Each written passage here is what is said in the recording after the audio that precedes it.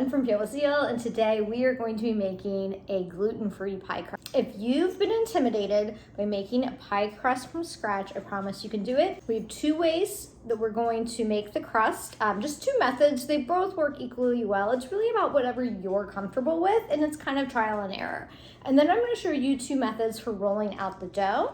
And then later this month, you're going to want to subscribe because we have a pecan pie coming and a sweet potato pie, which I have determined is so much better than pumpkin pie. I will never go back. I am a sweet potato pie girl now. So let's get started. Our first step is going to be to cut our butter into cubes, and you want to use just a plain full fat butter. You can use a European butter if you'd like for a richer flavor.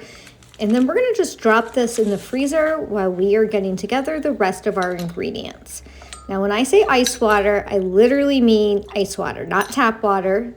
We're going to add a little bit of vinegar for texture. And the secret ingredient here is sour cream. It really helps create just a lovely texture. We're going to measure out our flour. And with gluten-free flour, you always want to add a little bit of powdered milk and a little bit of baking powder. I know those are just very untraditional recipe ingredients for pie crust, but they make just a wonderful difference in the texture of the crust. Our first method for making the pie is to use your traditional pastry cutter or pastry blender, depending on what you want to call it, and you're doing it by hand. Now, this pie does have a little bit different ingredients. You know, a traditional pie is going to be flour, butter, water.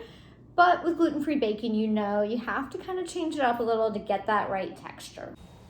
So this is a double crust recipe, and you're just going to want to just push down that butter until you get a pea-like texture.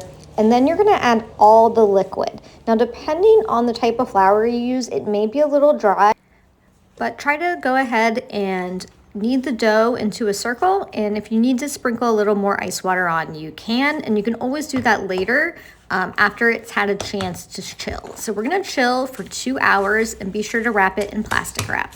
The second pie crust method is just to do it in a food processor.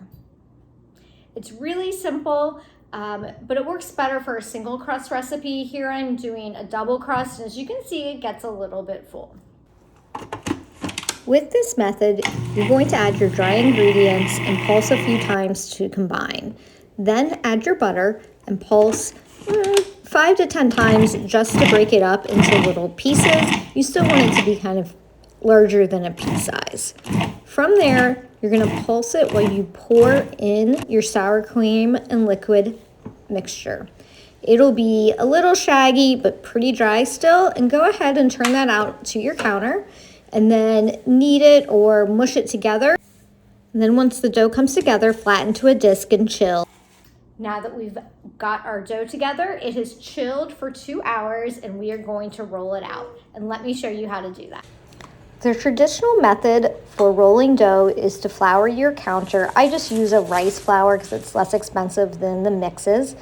Roll forward, turn 90 degrees, roll forward, turn 90 degrees, and repeat until your dough is large enough to fit into your pan. Go ahead, fold it over, and flip it in. But my second method is just to do it on a silpat like I did here.